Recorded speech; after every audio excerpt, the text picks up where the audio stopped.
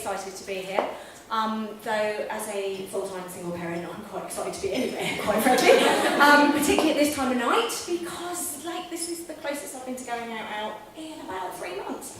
So, I'm going to be sharing my personal story of transformation with you today, and how it has affected how I show up in my life, how I show up in my parenting, and how I show up in my work. So, let's start right at the beginning, shall we? So, the story starts with a little girl. And the little girl knew exactly what she wanted to do when she was little. She knew she wanted to play the piano, and she knew she wanted to teach. But then what happened was just life. Life happened. Lots of very well-meaning people told her that music was not a career, and that she should do other stuff. And so she took that on board, and she bumbled through college and university, but because she never found anything that she was really passionate about, she never went to university, and she fell into a sales career that she was actually quite good at for about 20 years, until she met the man of her dreams, and got married, and 3 years later, the dream turned into a nightmare. I don't have a lot of time to talk about emotional and psychological abuse. What I will say, though, is that when you are in it, it is a slow dismantling of your soul. It doesn't start like that, but humiliation, intimidation, rage, interspersed with huge love, leaves you completely unbalanced, unable to trust your own reality or your own perceptions, to a point where this woman looked like this. Now, I want you to just notice the shoulders of this. This is really quite synonymous with people who are living in fear. And you probably can't see, but the trap look behind the eyes. At this point, I was suffering with chronic pain, lots of debilitating symptoms that nobody could diagnose. I had severe memory problems where I could literally meet somebody 3 times in a week and not remember meeting them.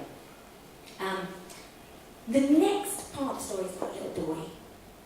A gorgeous, funny, lovely little boy who is in the picture, just there to the right, who was so locked away in his own head through trauma. He suffered with hyperactivity, aggression, emotional irregularity, anxiety, bedwetting, nightmares, and you could literally talk to him and say something 15 times in his face, and he would not be able to tell you what you'd said. So it's amazing how when I speak to people who have suffered with any kind of abuse, what you normalise and what becomes normal for you, and what you will take for yourself. But when that rage and intimidation starts getting turned on your child, then something inside starts kicking. And that was the point that I went to speak to my parents, and I told them everything that I was dealing with. Now, they had no idea. Most people don't, what goes on behind closed doors and all that. And I told them what I was dealing with and that I needed to get out. And obviously, being my parents, they offered to help me in whatever way that they could. My dad spoke to me and said, I can help you with the mortgage, you can come and live with us, whatever it is that you need to do to get out. So I left my parents' home for the first time. And in about 10 years, I just felt like there was a light at the end of the tunnel, and for the first time, it wasn't a train. And then I got the phone call 3 days later that my father had died suddenly from a coughing fit. This is quite a personal story, so I'm going to try and hold it together for you guys. He died suddenly of a coughing fit, unable to catch his breath.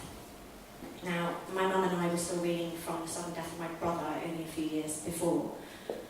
And so, at the funeral, it was all very emotional. We were all at the same church that we'd buried my brother in just a few years before. But at the funeral, there was a butterfly. And this butterfly kept going around my dad's coffin and over to my mum's feet and up and down the aisle. And it was just a really lovely moment, a real nice talking point. And we didn't think much more of it, except later on, when we got home from the wake and we got into my mum's kitchen, my mum comes running out, I'm trying to get the kids out of the car, and she said, Rachel, there's a butterfly in the kitchen. And exactly the same kind of butterfly was on the wall in my mum's kitchen. And my mum hadn't had a butterfly in the house in like 35 years. So we got all emotional, she started calling it Chris, all of that. And we left, we left a few days later, and again didn't think much of it. Until a few weeks later, I was up at my parents' home, and my mum ran a kennels. Really great with dogs and people, cannot turn a computer on. So I'm there trying to work out, my dad was an accountant, so he did all the stuff. So I'm trying to work out how to keep her grounded in her life, having lost her son and her husband.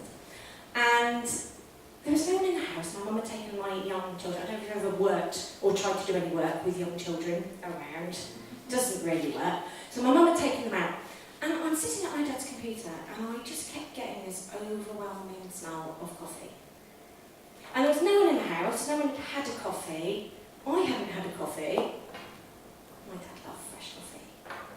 And the third time the smell was so strong, I turned around, and there's a butterfly sitting on the windowsill in my dad's office. So I got all emotional, had a bit of a cry, my mum came back with the kids, we're all talking to it. And what you do. And then we let the butterfly go, being, good animal lovers. And then later on that night, my mum went up to the room where my dad had passed away. And there's a butterfly sitting on my dad's coat. So it's all starting to get a bit weird now. But again, we don't think much more of it, and we go away. My mum and dad lived about 200 miles away, so I was sort of schlepping up and down the motorway all the time at this point. A few weeks later, we turn up at my mum and dad's house, and my kids are playing hide and seek. And they came running out from underneath the table, and as they came running out from this table, a butterfly followed them. So my eldest got a bit freaked out by this point because there's been a lot of butterflies showing up. Anyway, the next time we went up, a few weeks later, we arrived. I was having a cup of tea with my mum in the kitchen, and my son had run into where the toys are. And all I heard was, "Mummy, Granddad's here!" And I went in, and I kid you not, that there was a butterfly going around my son's head. Now, I'm not going to bore you with all of them, because there were, and I don't have photographs for them, there were 19 ridiculously personal, on his passport, on his picture, ridiculously personal butterfly experiences, always the same butterfly. And I was telling this story to a friend of mine, and I was really down with the woo at this moment in time. I didn't really believe in anything like this. But my friend who was quite down with this kind of stuff, wait, I think somebody's trying to tell you something. So I looked it up. And of course the sign of the butterfly does mean transformation. And around about that time, I decided to start meditating. Now, originally for me, with post-traumatic stress disorder, you are constantly reliving things over and over and over in your head, and you're trapped in your head. And so meditation gave me a way. To be honest, it's just the quickest way I've ever fallen asleep in my entire life. So it was worth the £6 in the Headspace app for that. But what I also started to notice was, as I started to meditate, and I started to be able to become more in control of my thoughts, I started to realise that I could choose which thoughts I wanted. And I started reading all the books about spirituality. I discovered Wayne Dyer. I read voraciously all of the spiritual texts. I went to yoga. I did a shitload of therapy. And I found the gloriousness of the present moment. Now, at that time, I was also running music sessions for children. When I had my children, I had started up little music sessions for kids. And what I noticed is the more time I spent inside my own head, visualising the things that I wanted and how I wanted my life to be, the more I was looking around at my life going, what am I doing here? Like, so over the next 6 to 12 months, my home went from that to that. This one's better, right? Okay, I was in a very dark place over here. And the more I focused on what I wanted, the more I started taking action in the present moment. And I realised that what I actually really wanted to do was to teach my children what I'd learned. But are there any parents here, by the way? There you go. My kids don't listen to me, do yours? No. Right. And then one day, after telling my child something that I needed to tell him for about the 50th time, trying to get out the door, and he wasn't listening because of the trauma, he literally, a song came on the radio, and he literally just started singing it. Just went in, just like that. And so I realised that I needed to take all the things that I'd learned about being enough, about being perfectly perfect, that love is the answer, that size doesn't matter, and how it's actually how big you are on the inside is actually the most important thing. And I needed to put them into songs. And so I completely changed my business and went from working in a little village hall a couple of mornings a week. Oh, I missed a whole bit of my story. Okay, I went from working in the village hall and I started launching LaLa Tigers. And LaLa Tigers was about empowering children.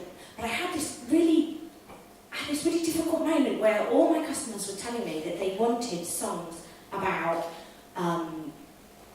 getting kids' shoes and coats on in 5 seconds, and brushing their teeth, which I wrote, by the way, and getting them to pick their pants up off the floor, which is also a really good bang and house track, by the way. And I knew that it worked, but I had this quandary because I knew I wanted to teach my children about transformation and sow those seeds. And so I sat down and I asked for a sign. I meditated and I said, do you know what, I can't work this one out, I need some clarity. Do I do more fun, stupid stuff for parents, or do I focus on transformation? And 5 minutes after my meditation, there we go. This is what happened 5 minutes after my meditation had finished.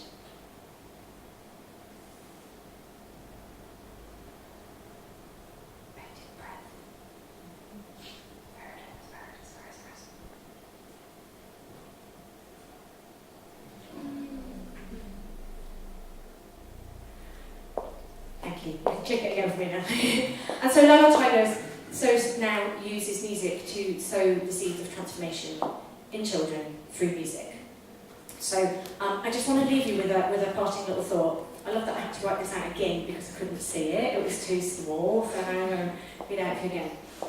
To each there comes in their lifetime a special moment when they are figuratively tapped on the shoulder and offered a chance to do a very special thing, unique to them and fitted to their talents. What a tragedy then if that moment finds them unprepared or unqualified for that which could have been their finest hour. Now, if you're a parent, I know that your children at some point in their life are going to have to dig really deep for something. And it is my intention that we give them something to dig for. If you want to find me, obviously, LaLa Tigers, I now have an online program that is live in 4 continents in the world. And it uses music and love and connection in families to